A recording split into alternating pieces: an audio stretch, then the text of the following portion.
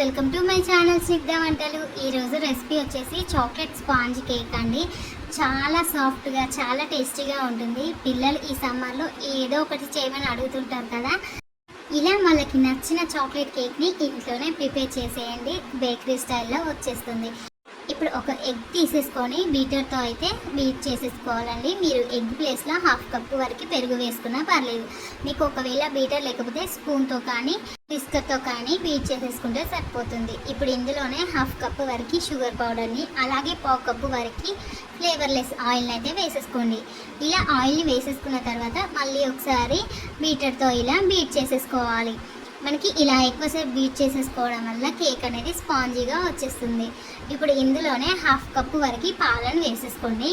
ఇలా పాలు వేసేసుకున్న తర్వాత మళ్ళీ ఒకసారి బీట్ చేసేసుకోండి. ఇప్పుడు ఇందులోనే 1 కప్పు వరకు మైదా అయితే వేసేసుకోవాలండి. మీరు మైదా ప్లేస్లో గోధుమ పిండి కూడా వాడేసుకోవచ్చు. ఇలా మైదా వేసేసుకున్న తర్వాత 1/4 కప్పు వరకు కోకో పౌడర్ని అయితే వేసేసుకోండి. ఇలా కోకో పౌడర్ వేసేసుకున్న తర్వాత స్పూన్తో కానీ స్పాచులాతో కానీ కట్ అండ్ ఫోల్డ్ మెథడ్లో అయితే మనం పిండిని కలిపేసుకోవాలి. ఇలా కట్ అండ్ ఫోల్డ్ మెథడ్లో కలిపేసుకోవడం వల్ల కేక్ అనేది మనకి లోపల వరకు బేక్ అవుతుంది. లోపల పిండిగా అస్సలు ఉండదండి. ఇలా కలిపేసుకొని ఒకసారి అయితే మళ్ళీ బీట్ చేసేసుకోండి. మనకి కేక్ కన్సిస్టెన్సీ అనేది ఇలా రిబ్బన్ ఫామ్లో అయితే ఉండాలి. చూడండి, బ్యాటర్ అనేది ఈ కన్సిస్టెన్సీలో ఉంటే సరిపోతుంది. ఇప్పుడు ఇందులోనే 1/2 టేబుల్ స్పూన్ వరకు బేకింగ్ పౌడర్, అలాగే 1/4 టీ స్పూన్ వరకు వెనీలా ఎసెన్స్ వేసేసుకోండి. ఇలా ఎసెన్స్ వేసి మొత్తం ఒకసారి కలిపేసుకోండి. మనం ముందుగానే రెడీ చేసి పెట్టుకున్న కేక్ టిన్లోకి ఈ కేక్ బ్యాటర్ని అయితే వేసేసుకోండి. ఇలా ఒకసారి ట్యాప్ చేసేసుకొని మీరు పైన నచ్చితే డ్రై ఫ్రూట్స్ కానీ టూటీ ఫ్రూటీ కానీ ఏదైనా వేసేసుకోవచ్చు. నేనైతే టూటీ ఫ్రూటీ వేసేసుకున్నానండి.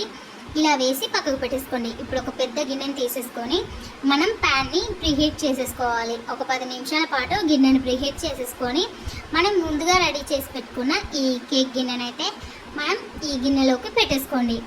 లో ఫ్లేమ్లో మనకి 35 to 40 మినిట్స్ అయితే మనం కేక్ బేక్ చేసేసుకోవాలండి.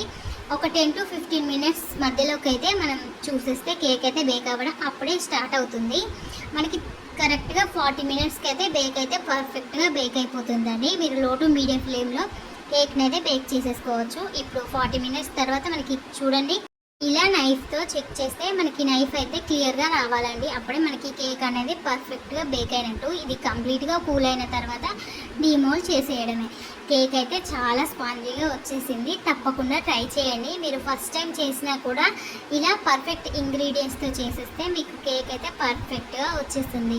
తప్పకుండా ఈ రెసిపీని ట్రై చేసి ఎలా వచ్చిందో కింద నాకు కామెంట్ చేయండి. ఈ వీడియో నచ్చితే లైక్ చేయండి, షేర్ చేయండి, అలాగే నా ఛానల్ని సబ్స్క్రైబ్ చేయండి.